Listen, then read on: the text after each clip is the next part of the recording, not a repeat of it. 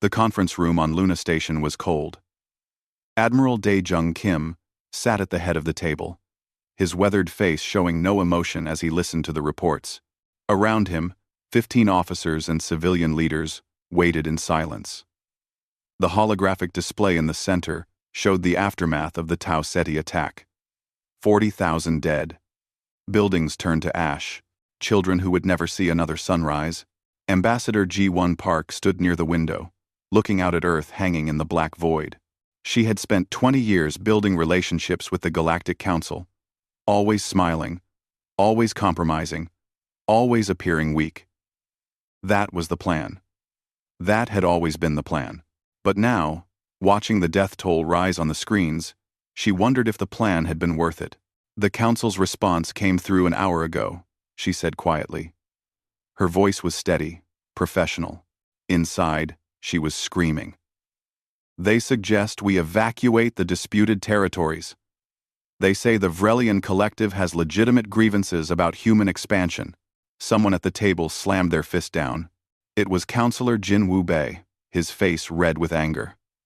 Legitimate grievances? They murdered 40,000 civilians. And the Council wants us to run away? Dae-jung raised one hand. The room fell silent. He had that effect.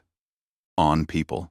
50 years in the military, 30 of them in deep space, and he had learned that silence was often more powerful than shouting. We knew this would happen eventually, he said. His voice was rough, like gravel.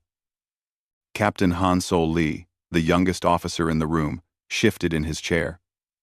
He commanded the corvette Indomitable, one of the small patrol ships stationed at the outer colonies. Small, everyone thought. That was the lie he had been trained to maintain since the academy. Sir, Hansol said carefully, the crew is asking questions. They want to know why we're not responding with force. Some of them have family on Tau Ceti. Dae-jung nodded slowly. I know. My daughter lived there. She's dead now. The words came out flat, emotionless, but everyone in the room could see the pain in his eyes. But we follow the plan until the civilian government tells us otherwise. Ambassador Park turned from the window. The plan was to appear weak until we had no choice but to reveal the truth. The question is whether we've reached that point. The holographic display shifted. It showed the Vrelian fleet movements over the past 6 months. They had been testing human responses, pushing boundaries, seeing how far they could go. The attack on Tau Ceti was just the latest escalation. Intelligence suggested another attack was coming soon. Dr. Hae-jin Choi spoke up from the far end of the table. She was the head of Earth's Weapons Research Division, a position that officially did not exist. If we're going to drop the facade, we need to do it properly. Half measures will only make things worse. The galaxy needs to understand what we actually are. And what are we? Asked Counselor Bay. Liars who've been deceiving the Council for decades. Survivors, Hae-jin replied. We're survivors who learned from history. Every species that joined the Galactic Council with obvious strength was immediately targeted. Coalitions formed against them. They were tested, pushed, often destroyed. We studied those patterns. We decided to take a different approach. Dae-jung stood up. Everyone's attention shifted to him. I'm recommending we authorize Defensive Protocol Broken Chain. One more attack on human civilians, and we stop pretending. We show them what our ships can actually do, what our weapons are really capable of. The room erupted in arguments. Some supported the Admiral. Others worried about the political consequences.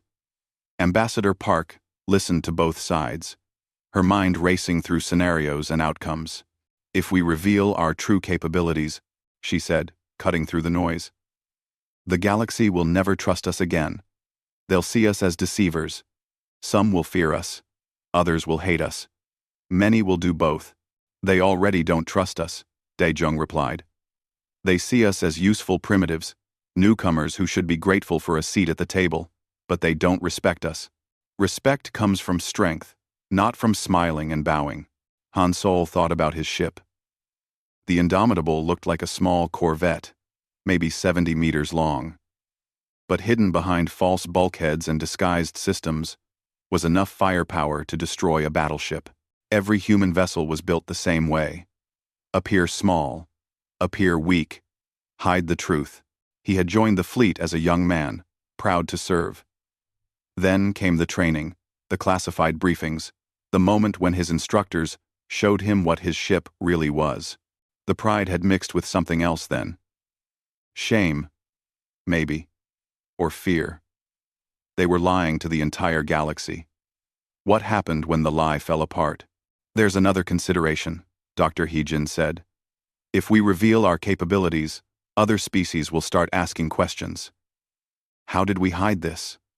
What else are we hiding? Some will assume we have even more powerful weapons waiting in reserve. Do we? Asked Counselor Bay. Heejin smiled slightly. That's classified. The meeting continued for 2 more hours. Arguments flew back and forth. Statistics were analyzed. Political consequences were debated. Finally, they took a vote. It was close. 9-6. Protocol Broken Chain was authorized. One more attack, and humanity would stop being courteous. Ambassador Park returned to her office after the meeting. She composed a message to the Galactic Council, carefully worded and polite. It requested stronger action against Vrelian aggression. She knew they would ignore it. They always did. On the far side of human space, Han Sol returned to his ship. His crew greeted him cheerfully, unaware of the decision that had just been made. He walked through the narrow corridors, touching the walls. Behind this panel was a rail cannon that could punch through 3 meters of armor. Behind that one was a missile bay, holding weapons that could track targets across millions of kilometers. His ship was a wolf in sheep's clothing. And very soon, the sheep's disguise might come off.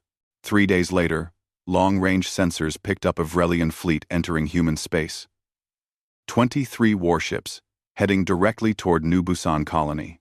The colony was home to 800,000 people. Farms, schools, factories, families building lives on a new world. Daejung received the report in his quarters. He stared at the screen for a long moment, then reached for the communications console. His hands were steady as he typed in the authorization code. Broken Chain Protocol is now active. He transmitted to all human military vessels. All ships are authorized to engage with full capabilities if attacked. The facade ends now. Captain Han Sol Lee received the message on the bridge of the Indomitable. His hands tightened on the armrests of his command chair. Around him, his crew worked at their stations. Still, not knowing the truth. Helm, he said quietly. Set course for New Busan. Maximum speed. Sir. That will put us directly in the path of the Vrelian fleet. I know. Han Sol looked at the tactical display. His small corvette and 2 other patrol ships against 23 Vrelian warships. The numbers looked hopeless. They always had, but numbers lied.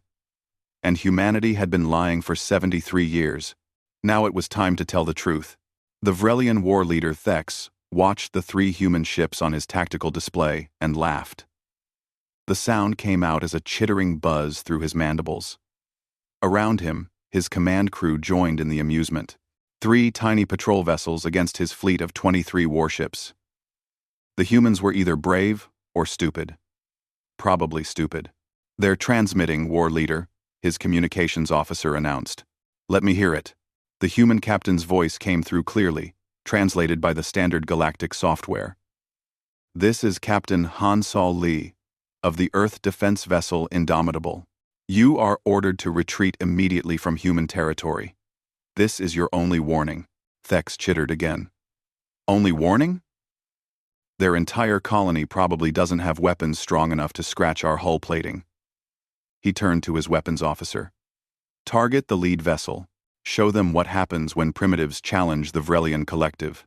On the bridge of the Indomitable, Han Sol watched the Vrelian fleet spread into an attack formation. His heart was pounding. In his entire career, he had never fired his ship's true weapons. He had trained with them in simulations, practiced in hidden testing ranges, but never used them in actual combat. "Sir, they're powering weapons," reported his tactical officer, Su-min Kang.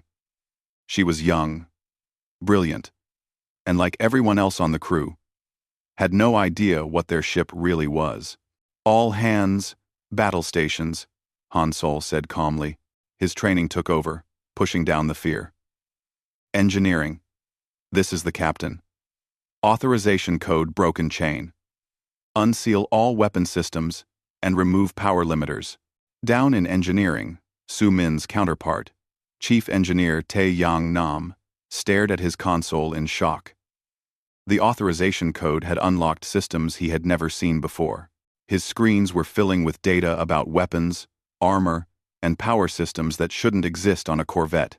"Captain," he said slowly, "I'm seeing systems that... These readings can't be right. Our reactor signature just increased by a factor of 20. "The readings are correct," Han Sol replied. "I'll explain later." Tae-Yong looked at the numbers again. His ship wasn't a Corvette. It was a battleship disguised as a Corvette. "Yes, sir. Full power available." On the main view screen, the Vrelian fleet was getting closer. Su-min's console was screaming warnings. "Captain! They're firing!" Energy beams lanced through space toward the Indomitable. Conventional shields would have failed under that barrage. Conventional armor would have melted. But the Indomitable's shields weren't conventional. They were powered by a reactor that could supply a ship 10 times its size. The beams hit the shields and dissipated harmlessly. The bridge crew stared in shock. "Shields holding at 98%, Su-min reported, her voice shaking. "Sir, what's happening?" "We're stopping being courteous," Han Sol replied. "Weapons. Target the lead Vrelian ship. Fire all forward batteries." The Indomitable's hull split open in dozens of places. Hidden armor plating deployed. Weapon ports that had seemed decorative suddenly rotated and opened. Rail cannons extended from concealed bays. Missile tubes revealed themselves along the ship's flanks. Su-min's hands flew across her console as new weapon systems came online. Systems she had never seen in any training manual. "Sir, I'm reading 16 rail cannons, 42 missile tubes, 8-point defense clusters, and something labeled as a graviton beam array. These systems don't exist on Corvettes. They do on this one. Fire." The Indomitable unleashed hell. Rail cannon rounds accelerated to a fraction of light speed and crossed the distance to the lead Vrelian ship in seconds. They punched through shields, armor, and hull as if they were paper. The Vrelian warship exploded in a brilliant flash. Missiles followed, tracking and weaving through space. The Vrelian point defense systems tried to shoot them down, but the missiles were too fast, too smart. They found their targets. 5 more Vrelian ships died in the first 10 seconds of combat. On Thex's bridge, chaos erupted. His displays showed impossible things. The tiny human ship was destroying his fleet. His sensors said it was generating power levels that should require a vessel 3 times its size. Its weapons were decades ahead of anything in the Galactic Council's arsenals. "Return fire! All ships! Concentrate fire on that vessel!" Thex screamed. 23 ships became 17, then 12. The 2 other human patrol ships had also revealed their true nature. They moved through the Vrelian formation like predators among prey. Their weapons fired with deadly precision. Every shot found its mark. Every missile hit home. Han Sol watched the tactical display with a strange sense of detachment. He was killing thousands of beings. The Vrelian ships were crewed by living creatures with families and lives, but they had come here to kill his people. They had already killed 40,000 civilians at Tau Ceti. This was war. This was what happened when humanity stopped being courteous. 3 Vrelian ships are trying to break away, Su-min reported. Her shock had given way to focused professionalism. "Should we pursue?" "Negative. Let them go. I want survivors." I want them to report what happened here. Hansol opened a channel to the remaining Vrelian ships. This is Captain Lee. Stand down immediately and prepare to be boarded or be destroyed. You have 30 seconds to decide. The Vrelian fleet had been reduced from 23 ships to 8 in less than 2 minutes. Thex stared at the carnage on his displays. His fleet was gone, destroyed by 3 ships he had dismissed as primitives. His pride, his honor, everything he believed about Vrelian superiority was burning in the debris field around him. War leader, we must surrender, his first officer said quietly. Thex wanted to refuse. Wanted to go down fighting. But that would be suicide. And pointless suicide at that. He had to survive. Had to warn the collective about what humans really were. All ships, stand down, he transmitted. We surrender. On Earth, in the Situation Room beneath the Capitol, Admiral Dae-jung watched the battle through real-time feeds. Around him, military and civilian leaders stood in silence. They had all known this day would come eventually. They had prepared for it. But seeing it actually happen was different. Engagement complete, reported the communications officer. Captain Lee reports 15 Vrelian ships destroyed, 8 surrendered. No human casualties. Minimal damage to our vessels. Ambassador Park stood next to Dae-jung. She had been composing a statement in her head during the entire battle. Now she would have to deliver it. The Galactic Council will convene an emergency session within hours. They'll demand explanations. I'm an Exio. Line in Senksavasas. 80 Day 1. 80 Day 1. I'm in 17. 80 Day 1. Then we'll give them one, Dae-jung replied. We'll tell them the truth. We're not weak. We've never been weak. We just preferred peace to war. He turned to the communications station. Open a channel to all council members. Maximum priority. When the channel opened, Dae-jung spoke clearly and calmly. His words were transmitted across hundreds of light years, reaching every species in the Galactic Council. This is Admiral Dae-jung Kim of Earth Defense Command. The Vrelian Collective launched an unprovoked attack on New Busan Colony. Our forces responded with defensive action. The attack was stopped. This is Earth's last warning to all species in the galaxy. He paused, letting the weight of his next words settle. Stop attacking human civilians, or we stop pretending to be courteous. He ended the transmission and added one more burst of data. Complete sensor records from the battle. Every species would now have access to detailed information about human ship capabilities. The lie was over. The truth was out.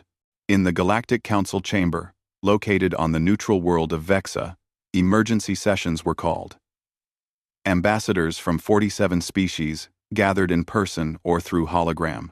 The chamber, normally a place of dignified debate, erupted into shouting matches and accusations.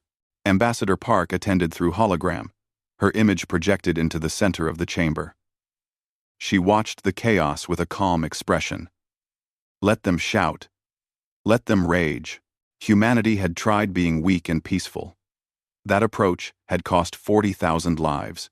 The council speaker, a tall being from the Nexian Confederation, finally restored order. Ambassador Park, the council demands an explanation. How did humanity hide this military capability for 73 years? We didn't hide it, Park replied smoothly. You simply assumed we were weak because we chose diplomacy over aggression. That was your mistake, not our deception.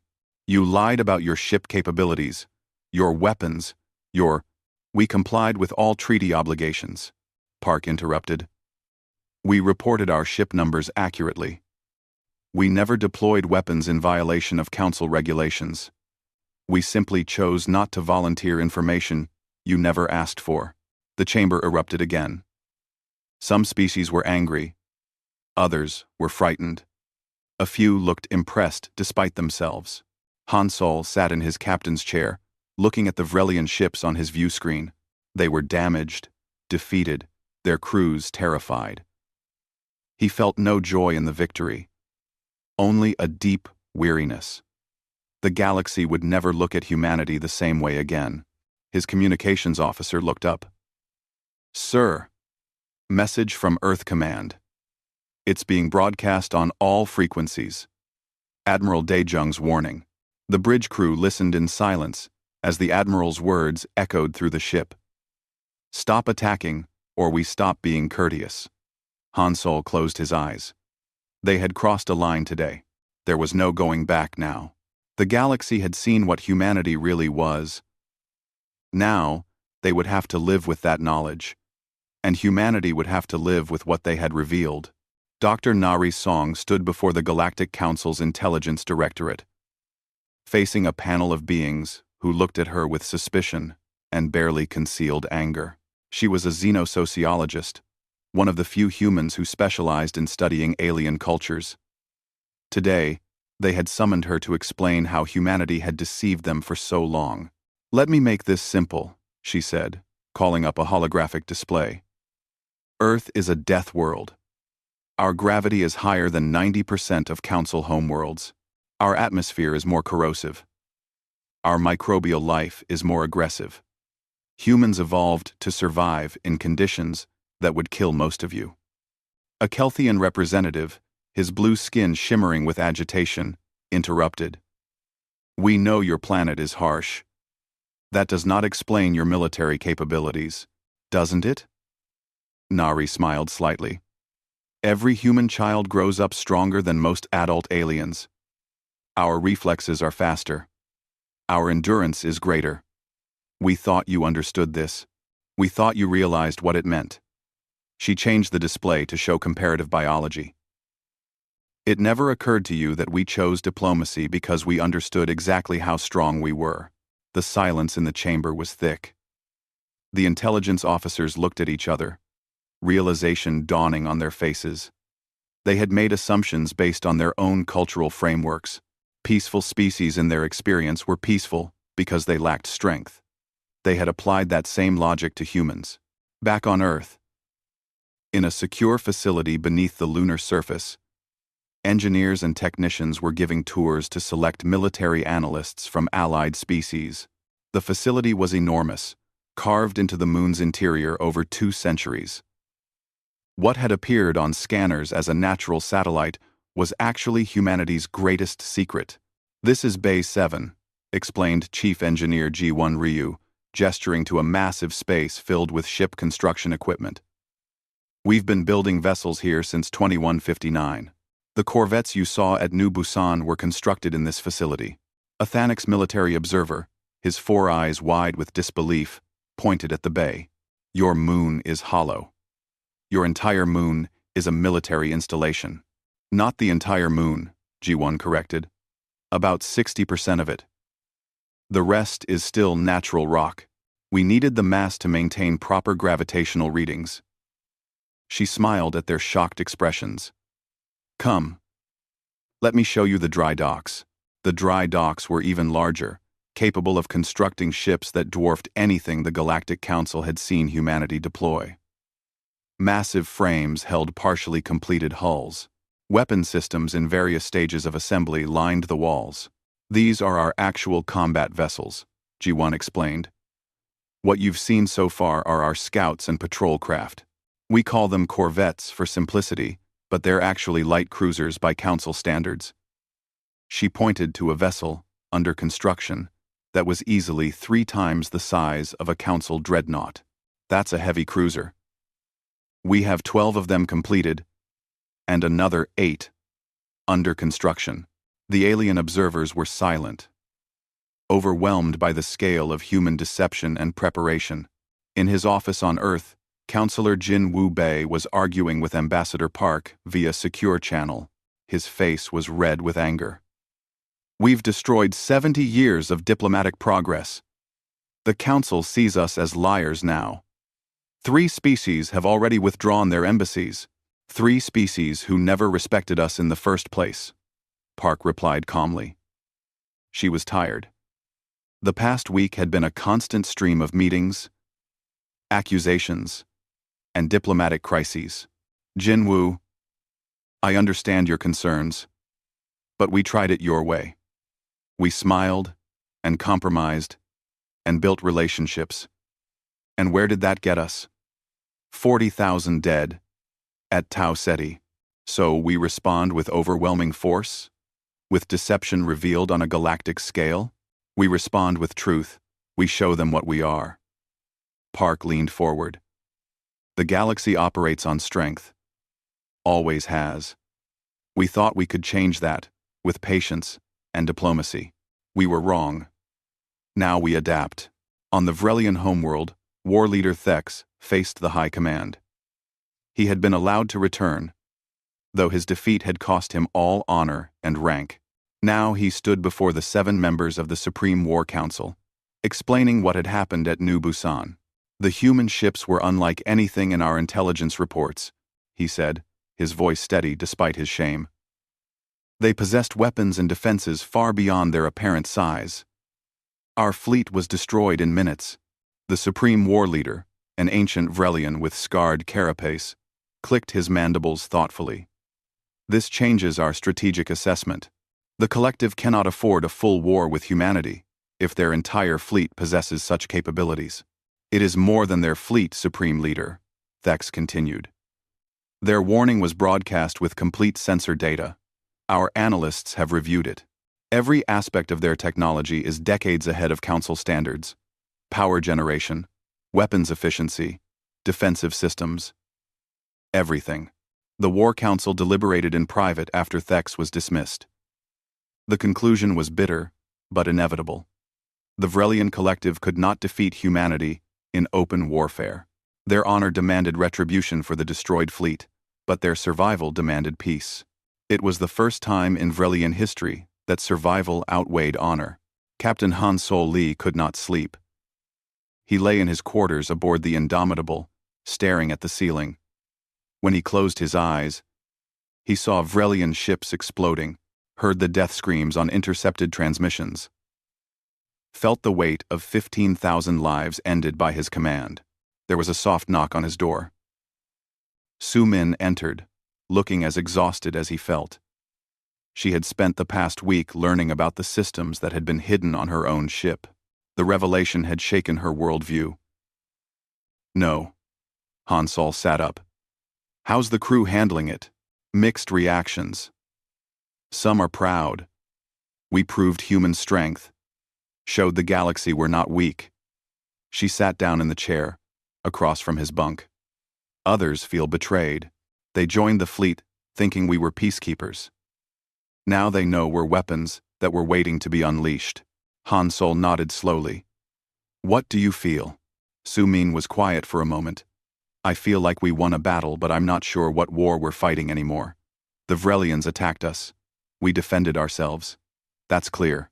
But what happens next? Do we become the galaxy's police force? Its conquerors? Its feared power that everyone tiptoes around? I don't know, Han Sol admitted. I'm just a ship captain. The politicians and admirals will decide humanity's path forward, and we'll follow orders. Su Min smiled sadly.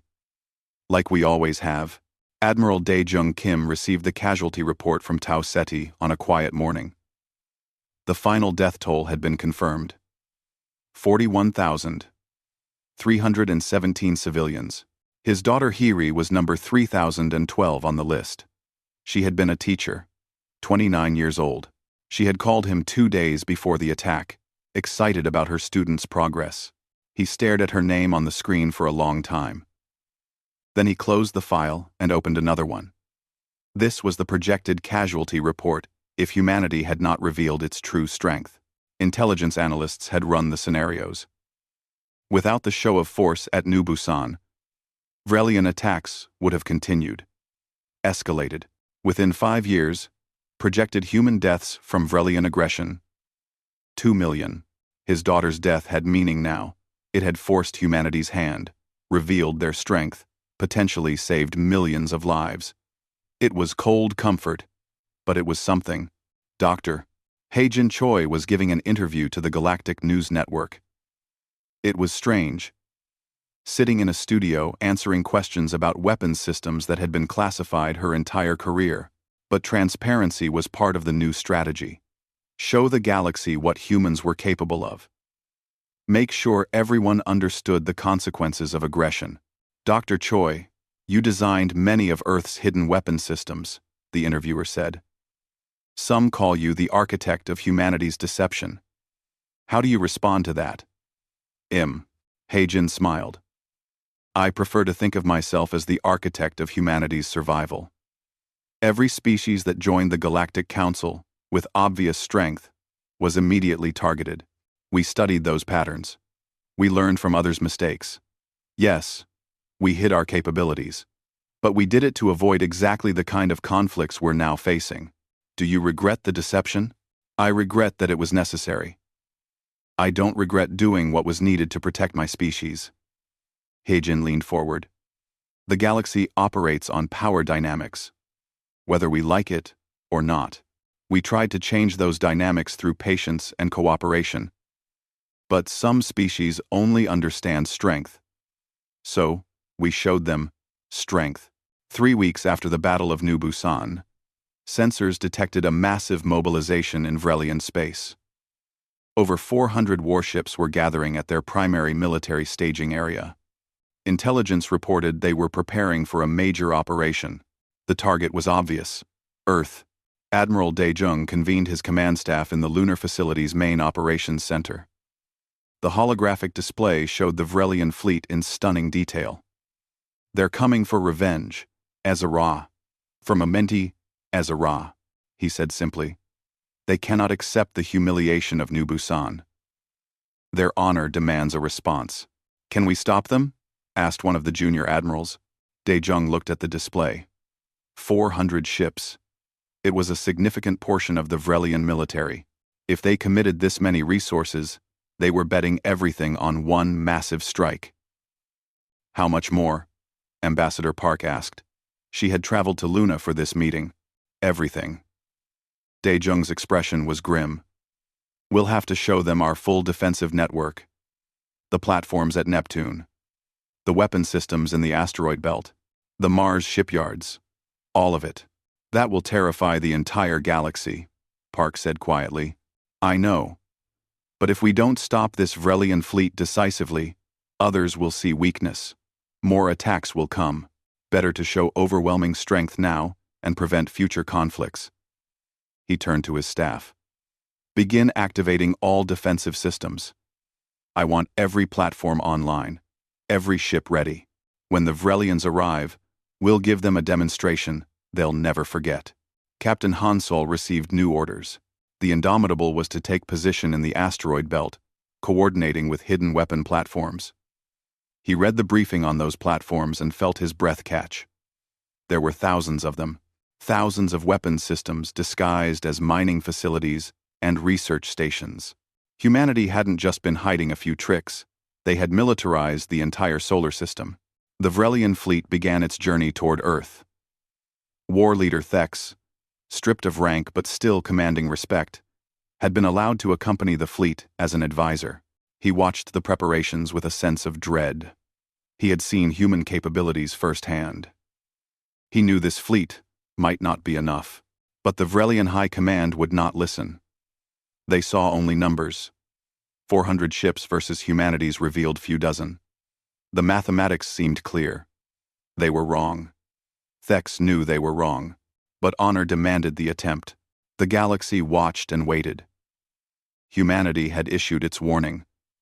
Now, everyone would see what happened when that warning was ignored. The Vrelian armada dropped out of hyperspace at the edge of the solar system, near Neptune's orbit. 412 warships spread across millions of kilometers of space. Their formation precise and menacing. War leader Thex stood on the command deck of the flagship, watching the sensor displays with growing unease. Human defenses detected, reported the sensor officer. 15 facilities near Neptune. They appear to be research stations. The fleet commander, Supreme War Leader Kresh, chittered with amusement. Research stations. How quaint. They think we will be deterred by civilian infrastructure. He turned to weapons control. Target those stations. Destroy them as we pass. Thex wanted to object, wanted to warn them, but he had no authority here. He could only watch as the fleet advanced toward Neptune. On Luna, in the operations center buried beneath the moon's surface, Admiral Daejung watched the Vrelian fleet through the sensor network. His command staff stood silently around him, waiting for orders. Ambassador Park was present, along with key members of Earth's civilian government. Everyone knew what was about to happen. "They're targeting the Neptune stations," reported the tactical officer. "Let them," Daejung replied calmly. "When they fire, activate all systems. Full revelation protocol." The Vrelian fleet's weapons lit up space. Energy beams and missiles streaked toward the Neptune facilities. For a moment, it seemed the stations would be destroyed easily. Then, they transformed. What had appeared as simple research outposts suddenly deployed massive armor plating. Hidden weapon ports opened. Shield generators that should have required facilities 10 times their size powered up instantly. The incoming weapons fire hit the shields and dissipated harmlessly. Then the stations returned fire. 15 facilities unleashed a coordinated barrage that tore through the Vrelian vanguard. Energy beams powerful enough to slice through multiple ships connected targets across vast distances. Missile swarms numbering in the thousands launched from concealed bays. The lead Vrelian ships simply ceased to exist, vaporized by weapons that exceeded anything in the Galactic Council's arsenals. "What are they?" Kresh screamed at his sensor officer. "Unknown, Supreme War Leader. The power signatures don't match any known defensive platforms. Each one is generating enough energy to power a battle station." Thex closed his eyes. It was worse than he had feared. The humans had militarized everything. Those weren't research stations. They had never been research stations. Humanity had turned their outer solar system into a fortress. "All ships, evasive maneuvers," Kresh ordered. "Advance past those platforms. Our target is Earth." The Vrelian fleet surged forward, taking casualties but pushing through the Neptune perimeter. Hundreds of ships still remained. They could absorb these losses. They had to reach Earth. Then they entered the asteroid belt. Captain Han Sol Lee sat in his command chair, watching the Vrelian fleet approach. Around him, in the asteroid belt, thousands of objects that appeared to be mining facilities and research outposts were coming to life. His orders were simple. Coordinate the defensive network, turn the asteroid belt into a killing field. "All units report ready," Sumin announced.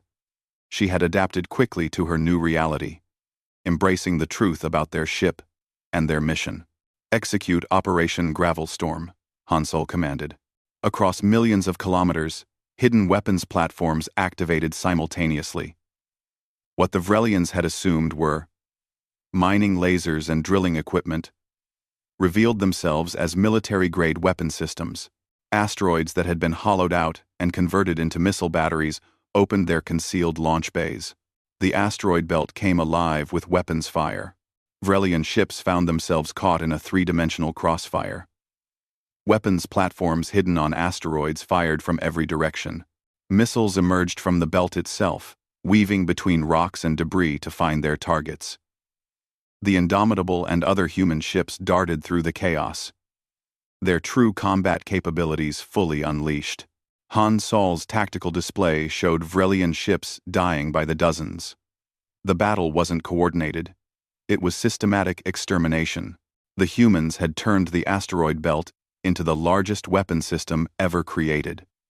Every rock, every mining facility, every outpost was part of a defensive network that covered billions of cubic kilometers. "Sir, the Vrelians are breaking formation," Sumin reported. "They're trying to scatter." "Let them scatter. The automated systems will track each one." Han Sol felt sick watching the slaughter. This wasn't a battle.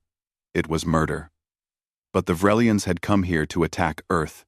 They had ignored the warning. This was the consequence. On the Vrelian flagship, Kresh was in shock. His fleet of over 400 ships had been reduced to less than 200 in minutes, and they still hadn't reached Mars. His sensors were showing impossible things. The human solar system wasn't defended by a fleet. The entire solar system was the defense. Supreme War Leader, we must retreat, his first officer urged. No. We came here for honor. We will reach Earth. Kresh's pride would not let him turn back. Could not let him turn back. If they retreated now, the Vrelian collective's humiliation would be complete.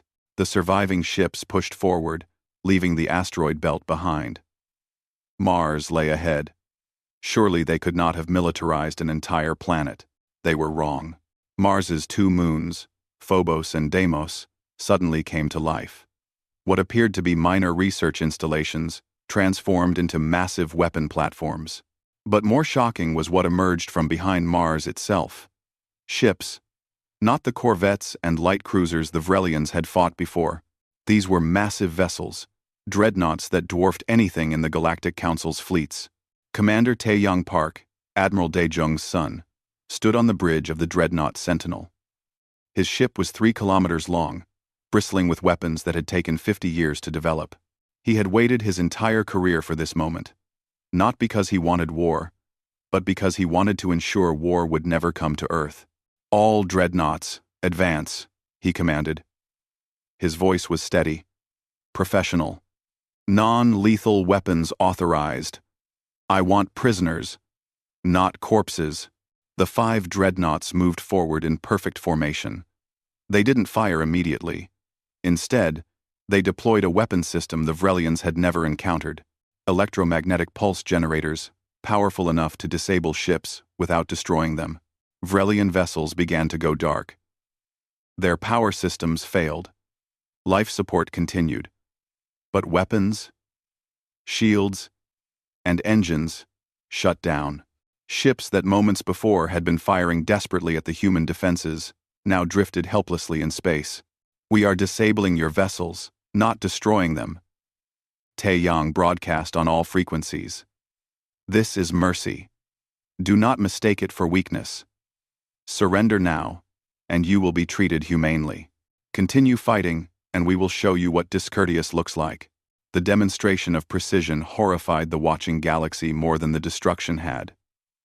The humans weren't just winning, they were winning with such total control that they could choose to disable rather than destroy. It showed a level of technological superiority that made every species in the Galactic Council recalculate their assumptions about humanity. Ambassador Park watched from Luna, her expression carefully neutral. She was providing commentary for the galactic broadcast that Earth had authorized. Every species could watch this battle in real time. It was deliberate, calculated. Earth wanted everyone to see what happened when you ignored their warning. The Vrelian collective was warned, she said clearly into the recording device. They chose to ignore that warning. What you are witnessing is not aggression. It is defense. Earth asked only to be left in peace. When peace was denied us, we ensured it through strength. On the Vrelian flagship, Kresh stared at his displays in defeat. His fleet was gone. Not destroyed entirely, but disabled. Captured. Humiliated. Less than 50 ships remained combat-capable, and they were surrounded by human dreadnoughts that could destroy them in seconds. War Leader Thex approached him carefully. Supreme War Leader, we must surrender. To continue is suicide. Kresh's mandibles clicked in anguish. Everything Vrelian culture valued was built on martial honor. To surrender was to admit absolute defeat. But to continue fighting was to doom the survivors to certain death. Open a channel to the human fleet, he said quietly. The Battle of Sol ended after 12 hours. The Vrelian collective lost 362 ships, destroyed or disabled. Human casualties, 0. Human ships damaged, 3. All minor repairs. The galaxy watched the aftermath in stunned silence. Earth's defenses had turned an invasion fleet into prisoners and debris without suffering a single loss. The demonstration of military superiority was absolute, but the political consequences were just beginning.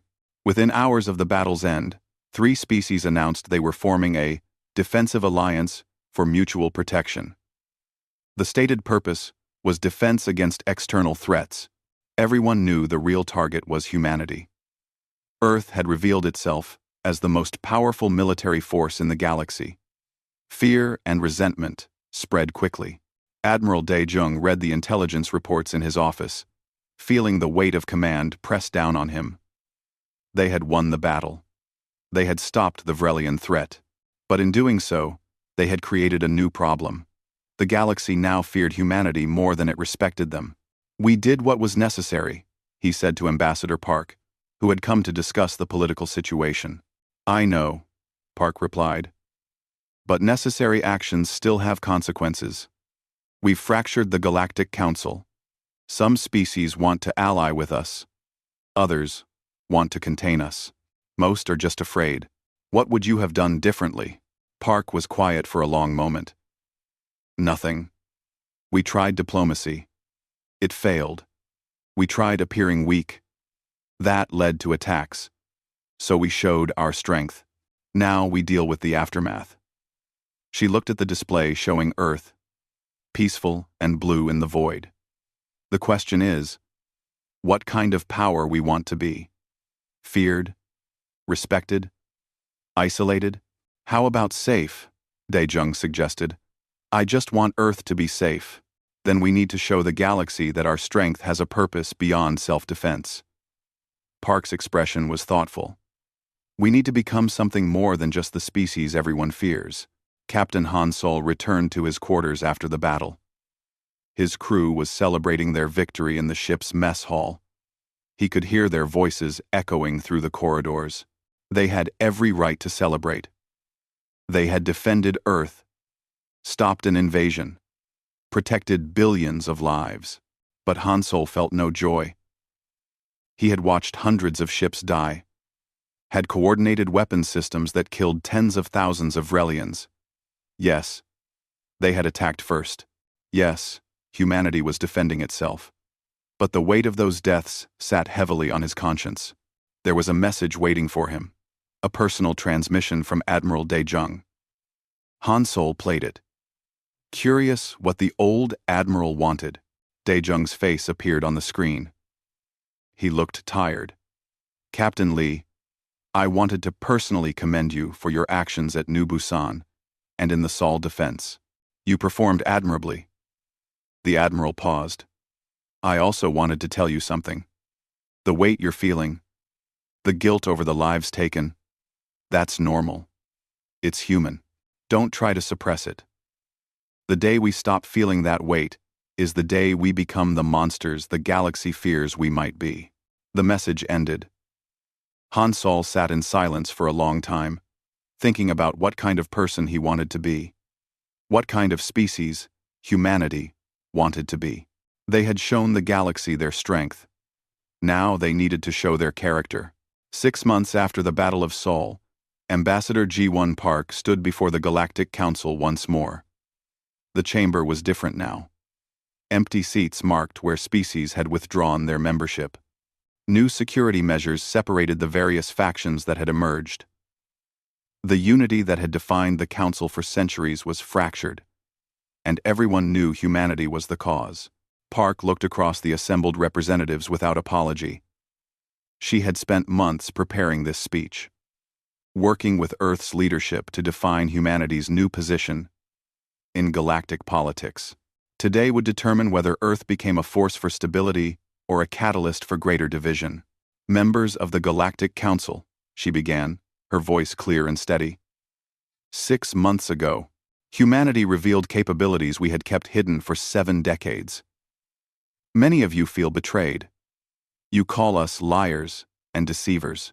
You form alliances against us out of fear. She paused, letting her words settle. "I understand your reaction. But I ask you to consider this. Every species that joined this council with obvious military strength was immediately targeted. Coalitions formed against them. They were tested, pushed, often destroyed. We studied your history. We learned from your patterns." A representative from the Kelthian Alliance stood, his blue skin shimmering with anger. "You manipulated us. You made us believe you were peaceful, We are peaceful, Park replied firmly. We chose diplomacy over aggression for 73 years, but some of you mistook our preference for peace as weakness. You attacked our colonies, killed our civilians. What did you expect us to do? Continue to smile and negotiate while our people died? She looked directly at the Kelthian. We gave you a warning. You ignored it. Now you fear the consequences of your actions. The chamber erupted in arguments. Some species agreed with Park. Others shouted accusations. The council speaker struggled to restore order. Finally, Park raised her hand, requesting silence. When the noise died down, she continued. Earth proposes a new doctrine. We call it the Shield Doctrine. Humanity will maintain its military capabilities without apology.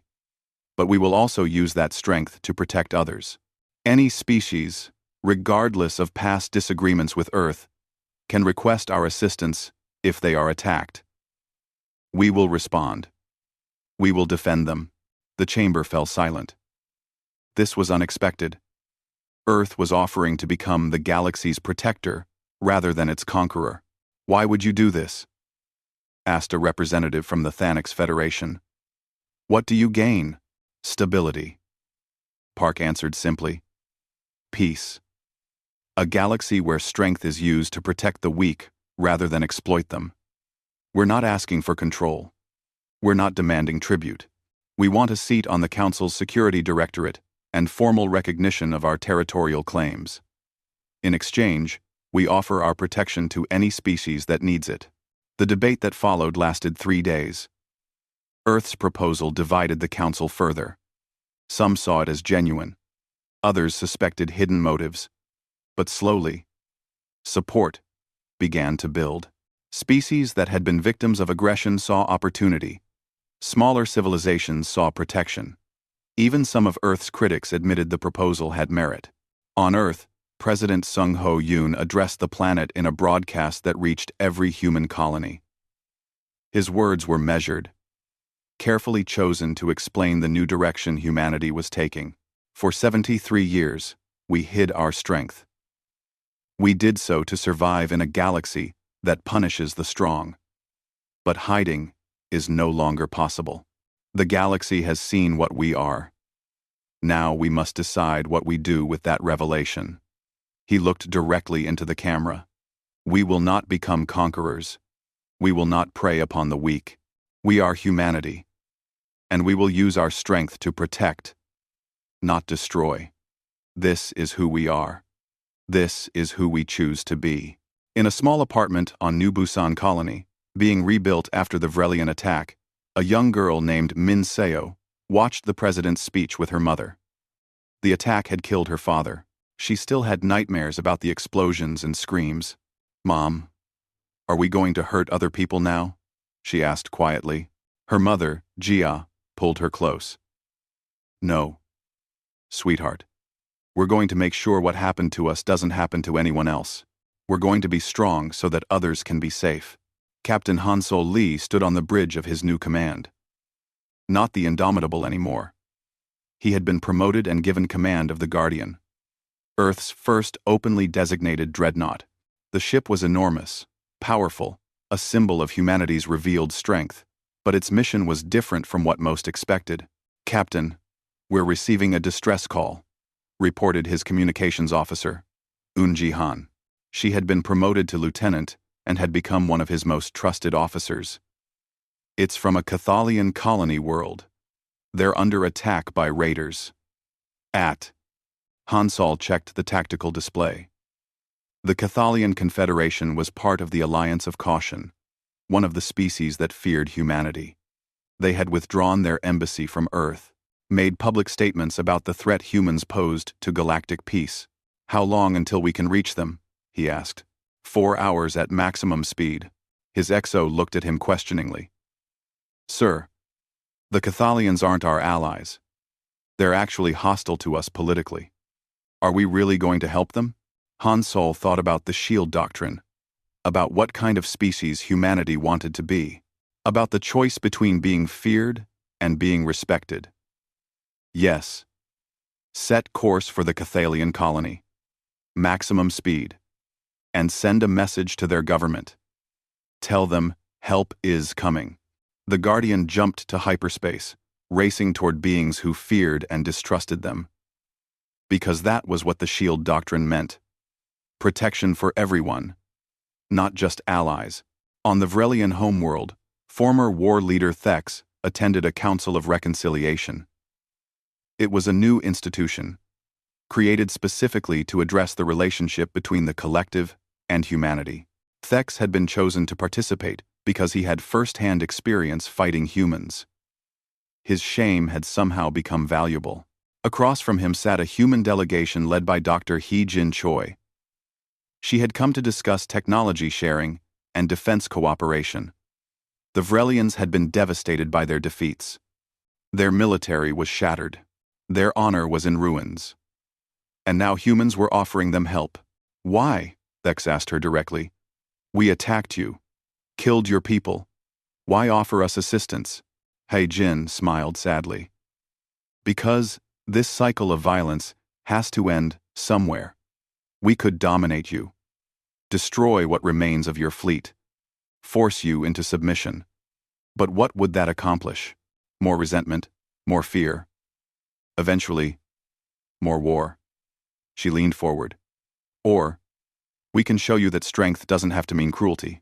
That power can be used to build, rather than destroy. You want us to trust you. No, trust takes time. I want you to see that we're serious about the shield doctrine, that we mean what we say. Hee-Jin brought up technical specifications on her display. These are defensive weapons systems. We'll help you rebuild your military, but with a focus on defense rather than aggression. In exchange, you join the new mutual defense network we're establishing. Thex looked at the specifications. The technology was decades ahead of anything the Vrelians possessed. And the humans were just giving it away? What if we use these weapons against you? Then you'll learn the same lesson you learned at New Busan and Seoul. But I don't think you will. You're not stupid. Thex. You've seen what we can do. You know that attacking us would be suicide. She smiled slightly.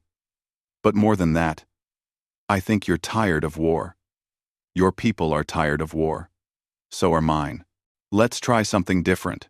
Admiral Dae-Jung Kim retired from active service on a quiet spring morning. His ceremony was small, attended by close colleagues and family. He had spent 50 years in the military, 30 in deep space, leading humanity through its most dangerous period. Now, at 72, he was ready to step back. But retirement didn't mean inactivity. The new Interstellar Naval Academy needed instructors. Officers who understood not just how to fight, but why fighting should be avoided. Dae-Jung accepted a teaching position, passing his knowledge to the next generation. His first class was a mix of human and alien students. The shield doctrine had opened Earth's military training to allied species. It was strange, teaching former enemies how humanity thought about warfare and defense. But it was also necessary. Strength without wisdom is tyranny, he told his students on the first day. Wisdom without strength is vulnerability. You must be both. You must understand how to fight. But more importantly, you must understand when not to fight. The greatest victory is the battle you prevent through the demonstration of overwhelming capability combined with clear restraint. Ambassador Park received a message 5 years after the shield doctrine was announced. It came from the Cathalian Confederation, the species that had most vocally opposed Earth's policies. She opened it with curiosity. Ambassador Park, this is Representative Velthus of the Cathalian government. I am writing to formally request Earth's assistance in joining the Mutual Defense Network. We have observed your species' actions over the past 5 years. You have defended our colony when raiders attacked, despite our political opposition to your government. You have shared technology with former enemies. You have used your strength to protect rather than dominate. The message paused. We were wrong about humanity. We allowed fear to cloud our judgment. We request the opportunity to build a new relationship based on mutual respect and cooperation. Park read the message 3 times. Then she smiled. It was working. Slowly, carefully, humanity was proving that strength could coexist with compassion. That power could be a force for stability rather than oppression. Captain Han-Sol Lee was returning from his 5th assistance mission when he received new orders. Another distress call. This time from the edge of known space. An unknown aggressive species was attacking a research station. The station was jointly operated by several council species, including some that had been hostile to Earth. "Captain, if we respond, we'll miss the rotation home," Unji pointed out. "The crew has been deployed for 6 months. They're tired." Han Sol looked at the tactical display. The research station housed 200 beings from a dozen different species. Scientists, engineers, families. They were under attack by a species that hadn't been identified yet. A new threat to galactic peace. "Plot a course," he ordered. "Maximum speed. And send a message to the station. Tell them the Guardian is coming." Yoonji smiled as she input the commands. "You know, sir, I used to think the shield doctrine was just politics. A way to make us look good. But watching this crew, I realize it's more than that. It's who we are. It's who we choose to be," Han Sol corrected. "Every day, we make that choice. To use our strength for protection rather than conquest. To be the species that runs toward danger rather than away from it. That's what makes us human." The Guardian jumped to hyperspace, racing toward beings who had once been enemies, who had once feared humanity, who now called for help knowing it would come. Because that was what the shield doctrine meant. Because that was what humanity had decided to be. Ambassador Park stood at a window in Earth's orbital headquarters, looking down at the planet below. It had been 7 years since Admiral Dae Jung delivered Earth's last warning. 7 years since humanity stopped pretending to be courteous and showed the galaxy their true strength. The galaxy had changed in those years. The Galactic Council was different, restructured to include Earth's voice in security decisions. The Mutual Defense Network had grown to include 37 species. Wars had been prevented through the demonstration of overwhelming force, held in check by clear rules and genuine restraint. Humanity was no longer seen as weak newcomers. They were respected, sometimes feared, but increasingly trusted. The shield doctrine had proven that power could be used responsibly, that strength could build rather than destroy. Park thought about the 40,000 people who had died at Tau Ceti. The cost that had forced humanity to reveal the truth. Their deaths had meaning now. They had sparked a change in the galaxy, a shift toward a new kind of peace, one built on strength tempered by wisdom. A message arrived on her console. It was from a newly contacted species at the edge of explored space. They had heard about Earth's shield doctrine. They wanted to learn more about humanity, wanted to understand how a species could be so powerful, yet so restrained. Park began drafting her response, carefully choosing words that would explain what had taken humanity 7 years to demonstrate. The message was simple. We gave the galaxy a warning. Stop attacking or we stop being courteous. What they didn't understand, what we hoped they'd never have to learn, is that being courteous was the hard part. Being strong is easy. Being strong and kind is what defines us. That is humanity's choice. That is humanity's strength. And that is the shield we offer to all who seek peace. She sent the message and turned back to the window. Earth hung in the void, blue and peaceful. A death world that had spawned a species strong enough to dominate the galaxy, but wise enough to choose protection over conquest. Humanity had given its last warning. The galaxy had learned to respect it. And now, slowly but steadily, the galaxy was learning to trust it. The screen faded with humanity's legacy clear. Strength without cruelty, power without tyranny, and the determination to ensure that no species would ever again mistake courtesy for weakness.